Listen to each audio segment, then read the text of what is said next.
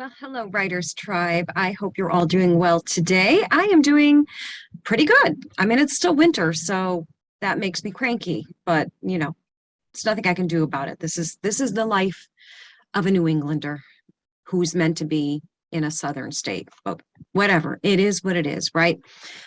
So anyhow, today I have for you a really cool guest. We're talking about a genre that I don't write in.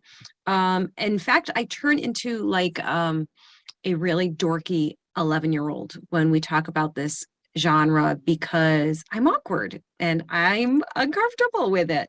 So I'm actually really looking forward to talking to my guest today. She's going to tell us all about this genre and her books that she writes, and it's going to be a lot of fun. So stay tuned.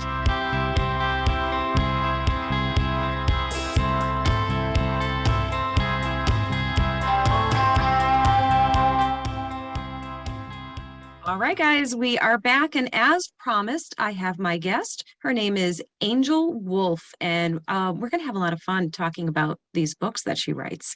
Hello, Angel, and welcome to the show. Hi, thanks for having me, Elsa. I appreciate it.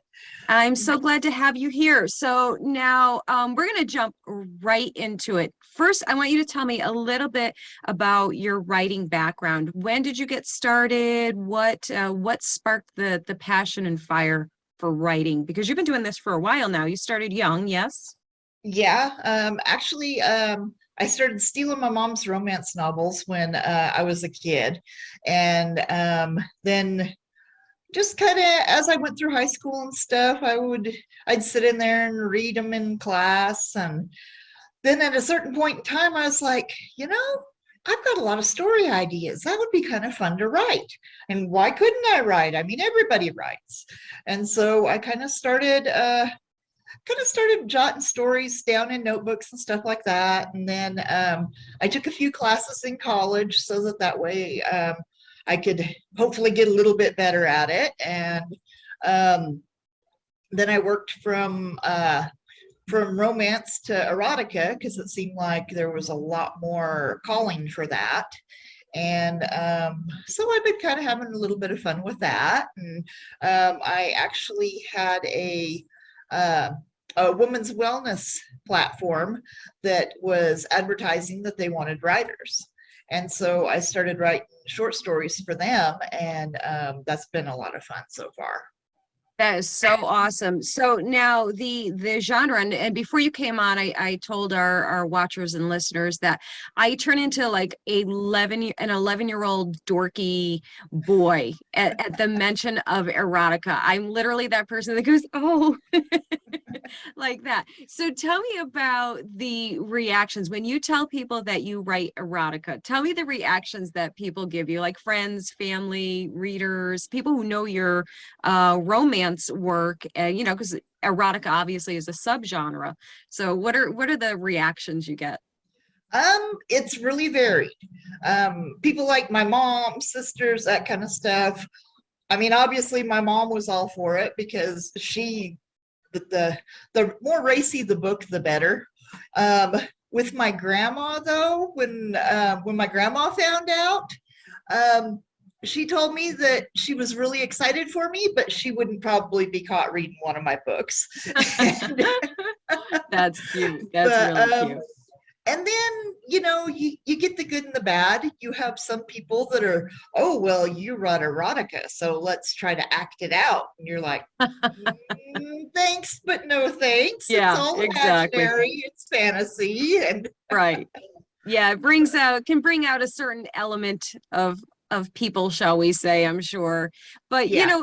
I think, and you probably, I think you will agree that people really miss the boat when it comes to like other authors of other genres, because a lot of times people will react in our field who are serious writers, or call themselves that, and they look down at the romance genre. And romance has been the top seller, for, I mean, I don't even know how many years, but Long for a time, very long yeah. time.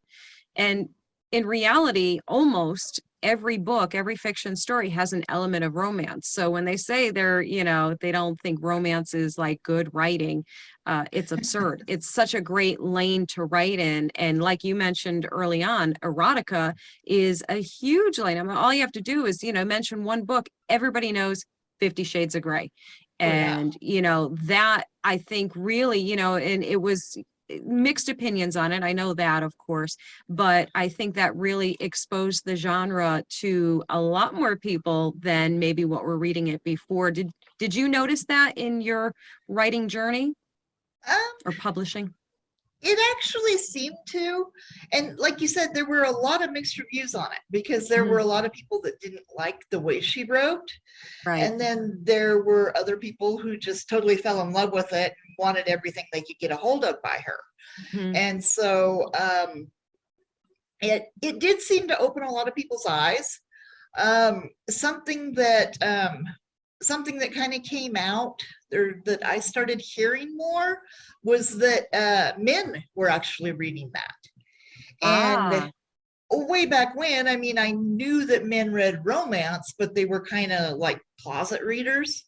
right. Like my dad wouldn't have anything to read and he'd be working, and he and my mom would both work graveyards at a retirement home.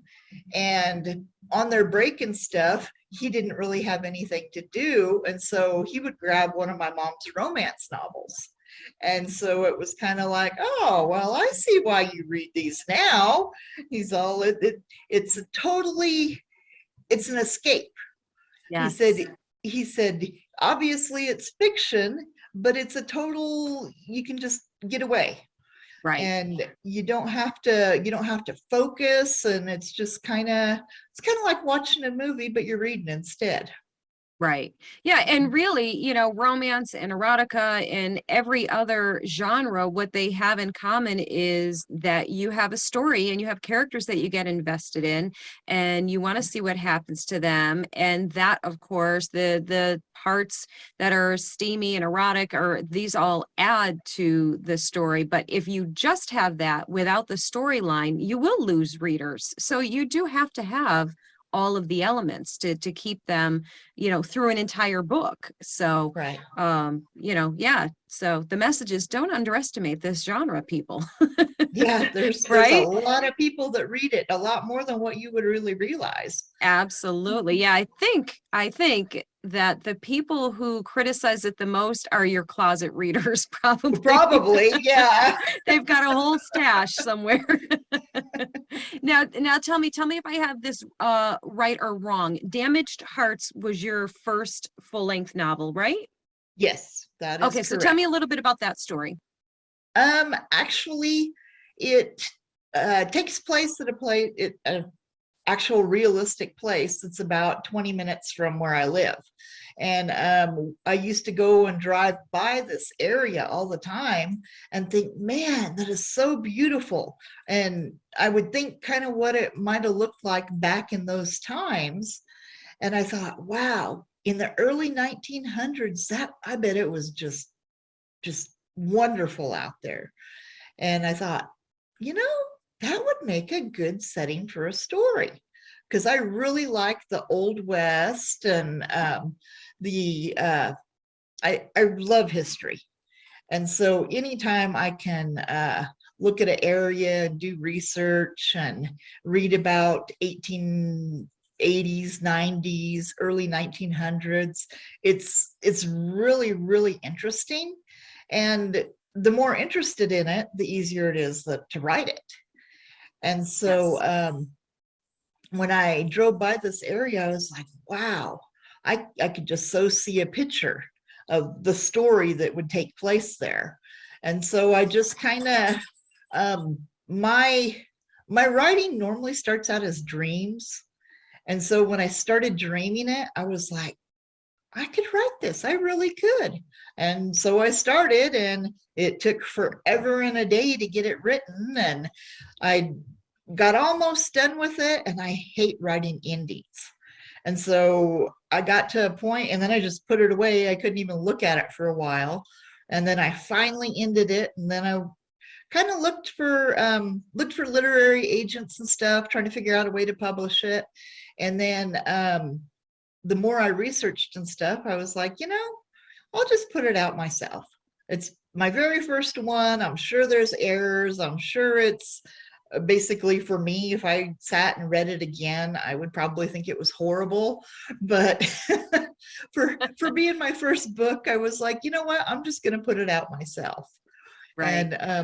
And so I went through Kindle and self-published, and it was an interesting process. Oh yeah, absolutely. Your first book, isn't it? It's such a mixture of emotions publishing your first book. It's like excitement, pride, terror, Right. fear.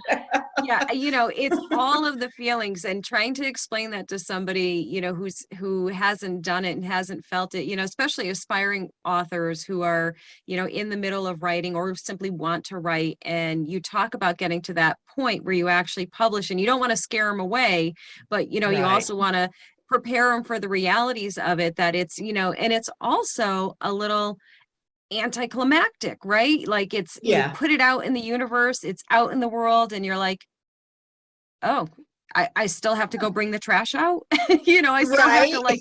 I still have to do like normal human things. How weird. I am an author. So right? It's such a weird Yeah. experience, but ultimately wonderful. Oh yeah. I mean, the very first time that you hold a paper and ink book that you've written in your hands, I mean, it's just something you never forget. I mean, it's Yes, just absolutely. an awesome And feeling. And now after you wrote Damaged Hearts, it wasn't like a one and done for you. And you said, or did you think it was? Did you think once you wrote that book that you're like purged this desire, this urge to do this and you would be done? Or did you know already that you had more stories in you? Actually, I had a whole series planned out for that one. I had like 9 or 12 different books that I was going to write for it. But by the time I finally got done with that, it was just, I kind of got burnt out on that one. And so I wrote like Christmas and Clementine. I did that one at my grandparents' house on my cell phone. Just kind of sit there jotting a story down. And before I knew it, I had the whole novella. Um, and then Holiday of the Heart, it came about because I entered a writing challenge, and it was for Valentine's Day, and it was just a short, basically what was the equivalent of the first chapter. And so I still haven't gone back to Damaged Hearts. And I mean, I think I probably got, I don't know, maybe 4 or 5 chapters of the next one in the series written, but I just can't bring myself back to it yet. For some reason, it takes me a really long time to write. And so getting in the mood, you got to be in the mood and get as much done as you possibly can. And it kind of stalled out again. So, Yeah, totally. You know what? I think you and definitely me, I can easily speak for myself. And I venture to guess that I could speak for a lot of other authors that we have a lot of started book yeah, projects in our file. yeah, And yeah, we all say the same thing, that like, okay, well, this one isn't calling to me right now. It's just not calling me to work with it, and I will wait till it does. And I, that makes sense to me on a creative level, that like if you're not into it, if your heart's not there with that project, working on it, it's going to reflect right in the work. right. I tend to think. But yeah, I can relate to having projects, second books that are, waiting patiently to be written. And, I Yeah, get this picture in my head that they're, if your book had fingers, it'd be drumming them on the table like, hello, I'm right. waiting. Right. Yeah. Do you have a preference for writing? You have quite a few novellas out, short stories, novellas, right? I've got one actual paper and ink novella, and then I've got a bunch of short stories that Okay. are because the novella is normally about 10,000 words or more. My short stories are normally closer to between 3,000 and 5,000 words. Okay. But the short stories are actually ones that I've gotten my rights back to. Okay. Because I used to write for Sunsette Publishing. Mhm. And when I went into contract with them, I gave them the rights for 3 years. And so as they come back to me, I'm going ahead and getting covers made and publishing them and getting them back out there again. Nice. How did you feel about that process? Were you happy with your experience with a traditional publisher of those stories, or do you wish you had hung on to them for yourself and done it your way? Um, Actually, with getting the rights back to them, it's not so bad Mhm. because I sold them, I made the money off of them, and now 3 years later, I'm able to put them back out again, and this time I'm able to make money on them again.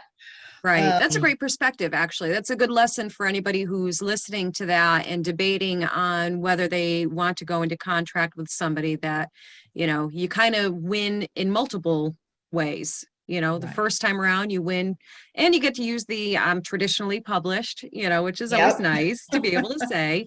It's not the end all be all. I don't want to discourage, independent and self-published, but, it is nice to say for sure.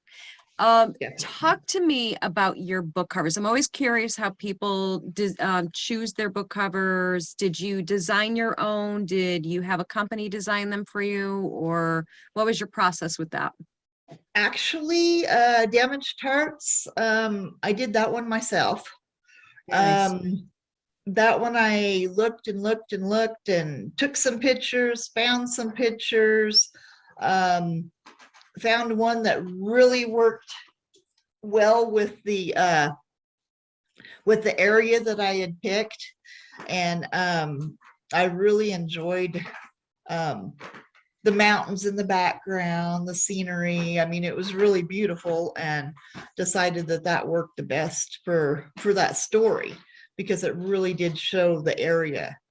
And then Christmas and Clementine, my sister actually helped me on that one. Oh, She neat. had it was actually her the top of her wedding cake. The she had the little figurines, and she set them up and put a little bit of garland around them and had the light just right, and she took that picture. Oh, And so it worked perfect for that book. that's awesome. Then when I did Holiday of the Heart, um, I was looking online, and the house that I based a lot of that story in actually sits in Silverton, Colorado. And I was going through looking at pictures, and there was this picture, and it had a wolf on the porch, and it just fit the book so perfectly. And so I messaged the guy that owned the house, and it was his dog Skylar that was on the porch, and he had just gotten done redoing the house and turning it into a VRBO. And he was like, absolutely, you can use it for the cover of a book. And so I took the picture that he had and put that on the cover, and it just fit it all perfect. How fun. Um, And to have such personal covers too that, you had such an involvement with is extra special. That's really, really cool. I like that a lot. yeah, So now tell me a little bit about Holiday of the Heart. That's your latest release, right? That's your that's the latest third work. one. Uh-huh. Nice. Tell me a little bit about that story. Actually, it's my favorite. Um, it starts off at Valentine's Day. Um, the person in the story is actually a writer, and so she's having a really rough holiday. She decides to get out of town. Um, she goes up to this cabin in Wisconsin where she gets attacked by a wolf. She is stranded at this cabin, and a little bit later on, her boyfriend shows up, and sorry, That's I if got that's a a dog, if that's a doggy, we need to see it. yeah, I got a he's well, he's kind of a puppy, but Okay. Hi there, buddy. This is Hi. Johnny Okay. Ringo. Hi. And Johnny Is that Ringo thinks he's gonna tear up the Johnny? carpet while I'm trying to interview. They always know. That's when the kids and animals, they know when you're trying to do something. So Uh-huh. cute. That's your co-author, right? That's your buddy that hangs out with you Yes. when you write. Look at how sweet. Yep. Aw. I lost my other writing buddy. He passed away in July. And so Oh, I'm sorry. this is my new guy. And Aw. I'm glad but you have him to keep you company. That's sweet. I oh love that. yes. Yeah, I But remember I told you at the beginning of our interview before we went live, I said, we're casual. This is casual. This is real life right here. People don't care right. about these staged, boring, scripted baloney. They want the real deal. Puppies are the Yeah. real deal. Yeah, Hi, puppy's buddy. trying to tear up the carpeting. Yeah. But So cute. but no, Oh, so a Holiday of the Heart, it part of it takes place at a cabin up in Wisconsin, and then she comes back to Silverton where she's moved, and a lot of the rest of the story takes place there in Silverton, and I love that place. It's just the restaurants there and the old historic buildings, and there's Jeep trails that you can go on for days, and um, it was a lot of fun researching and stuff, and picking and choosing restaurants to put in the book, and it was just a whole different experience than Damaged Hearts was.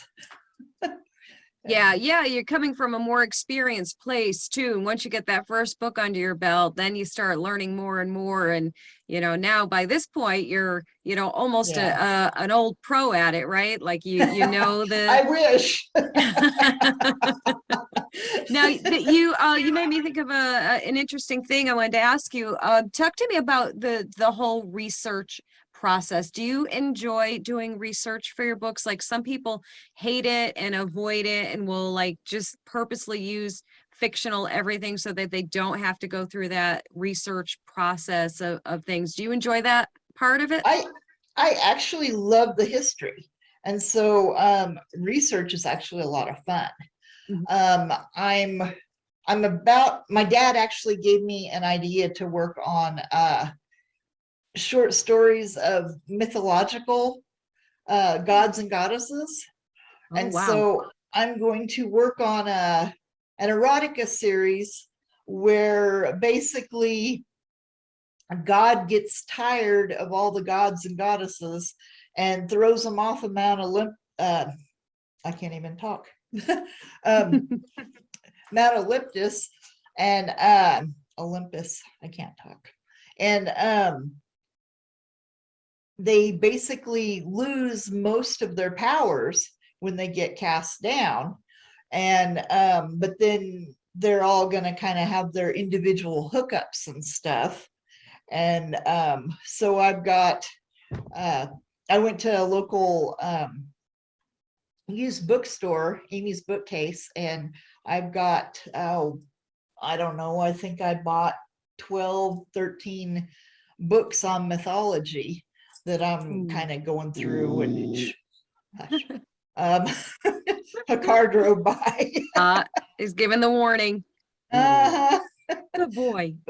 but so I got a lot of books that I can go through and research, and Nice. I think that one's going to be fun because I always liked mythology when I was Yeah, in that sounds school. really fun, actually. That sounds like a Yeah, great project. Yeah, yeah. so that's your next, that you led right into my next question. That's your next upcoming project that you're working on, yeah? Or do you have something else also in the works? I'm still doing the short stories for Rosy Wellness. Mhm. Um, and anything I do for her, she has the rights exclusively, and I don't get those back. And Okay, so I'm doing short stories for her, and then I'm also doing ones for myself that I'll publish on my website. nice. You Um, are a busy, busy woman. You've got a lot of stuff going on. I'm running in so many different directions. I don't know which way is up.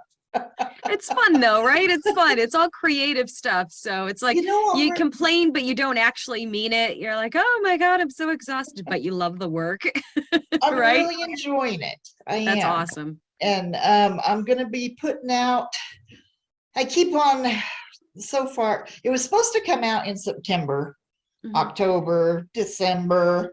I've got a collection of short stories that I'm going to release that's called Naughty Angels Bedtime Stories. Fun. And that's basically a collection of all the ones that I've got the rights back to. And some of Awesome. them that I had written just on my own that I'd released. And that is, as soon as I can find the time to get it all together, I'm going to publish it both in digital and in paper and ink form. Nice. So Nice. that'll be. Do you have a preference over paperbacks or ebooks? Do you find one does better than the other, or is it equal? The paperback, you kind of get more of a personal feel Mhm.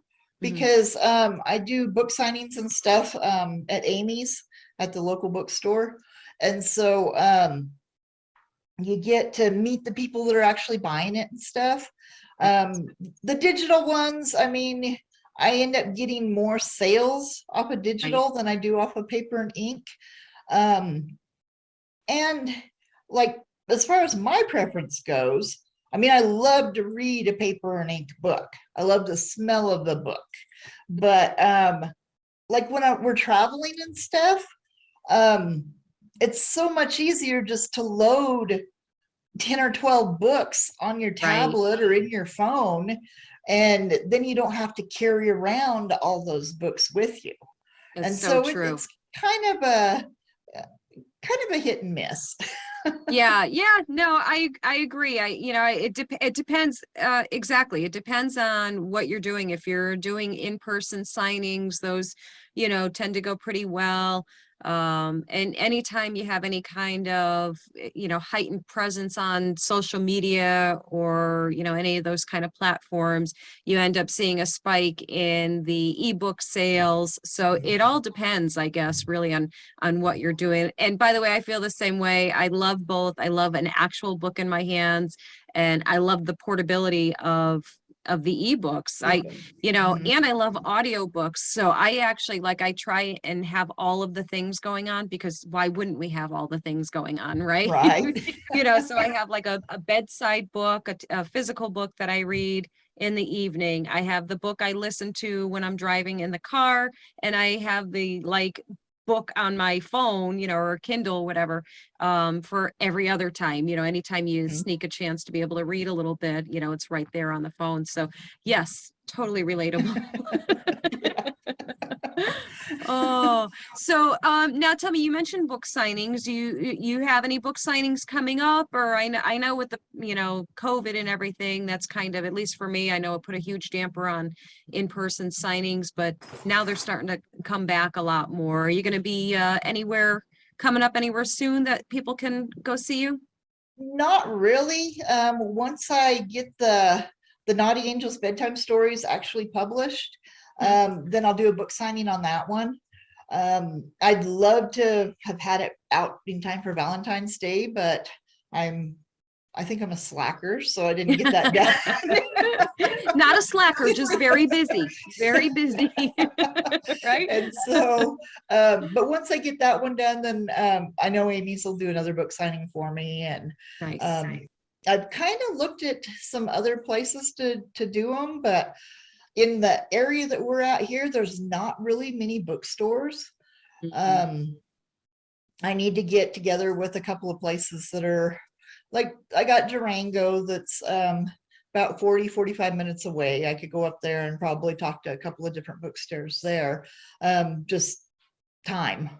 I just Right. haven't had time to go and Yes. investigate Time, that that any further. elusive, yeah, that elusive commodity, time, the thing that keeps slipping away from us too often. Yeah.